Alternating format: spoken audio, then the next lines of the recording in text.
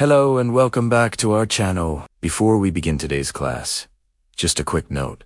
All our lessons have English subtitles, but if you need to, you can activate subtitles in your own language using the YouTube player. This can be a great tool to help your learning. Now, imagine this common situation.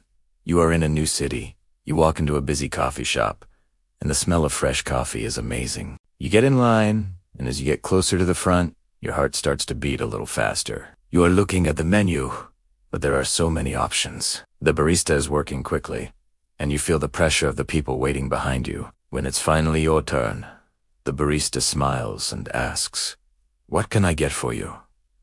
And you suddenly forget everything you know. This experience is very common for English learners, but it doesn't have to be stressful. Ordering coffee is a simple, everyday interaction that is perfect for practicing your English. So, are you ready for another lesson on how to handle this everyday situation with total confidence? By the end of this masterclass, you will know the exact vocabulary and phrases to order any coffee you want, just like a native speaker. Let's begin. To make this easy, we will divide our lesson into 3 parts. First, we will learn the essential vocabulary you need in any coffee shop. Second, we will go through a full, realistic conversation between a customer and a barista. And third, we will analyze that conversation line by line to understand every detail.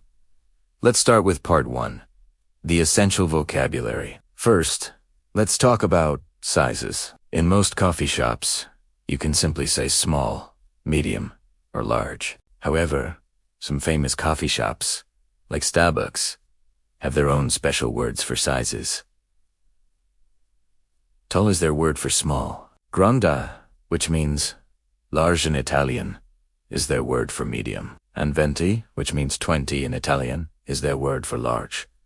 It can be confusing, but now you know the secret. For today's lesson, we will use small, medium, and large. Next, the types of coffee. A drip coffee is the simple, black coffee that is made in a big machine. An Americano is a shot of espresso with hot water. A latte is espresso with a lot of steamed milk. A cappuccino is espresso with less milk, but more foam on top. Then we have milk. The barista might ask you what kind of milk you want. Whole milk is regular milk. Skim milk has less fat, and many places now have non-dairy options, like almond milk or oat milk. Finally, there are 2 very important questions the barista will ask. The first is for here or to go. This means, do you want to drink your coffee in the coffee shop, or do you want to take it with you? The second question is, anything else for you? This is how they ask if you want to buy anything more, like a cookie or a sandwich. Now that we have the key vocabulary, let's move to part 2, a realistic conversation. I will read the full dialogue. Don't worry if you don't understand everything. Just listen to the flow of the conversation. Barista: Hi there. What can I get for you today? Customer: Hi. Can I please get a medium latte with oat milk? Barista: Sure thing. Anything else for you? Customer: Yes. Could I also get a chocolate croissant? Please. Barista: You got it. A medium oat milk latte and a chocolate croissant. Will that be for here or to go? Customer: To go, please. Barista: Perfect. Your total is $7.50. And can I get a name for the order? Customer: Sure, it's Maria Barista. Thanks, Maria. We'll have that ready for you in just a moment. Okay, that was the full conversation. It was simple and successful.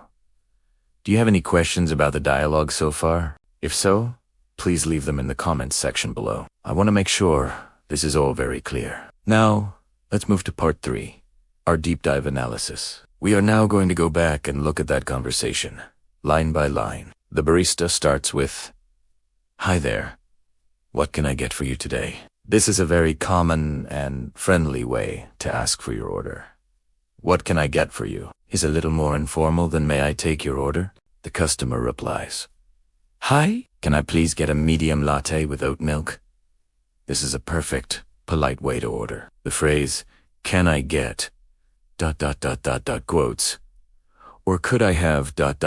quotes," is much more polite than saying I want. ... Notice the structure. You start with the polite phrase, tend to size, then the drink, and finally, any special requests, like the type of milk. The barista says, "Sure thing. Anything else for you?" Sure thing is a very friendly and informal way to say yes, of course.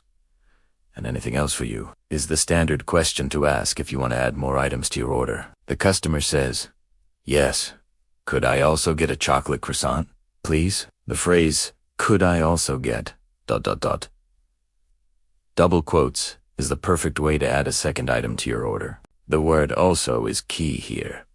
And notice the customer uses please at the end.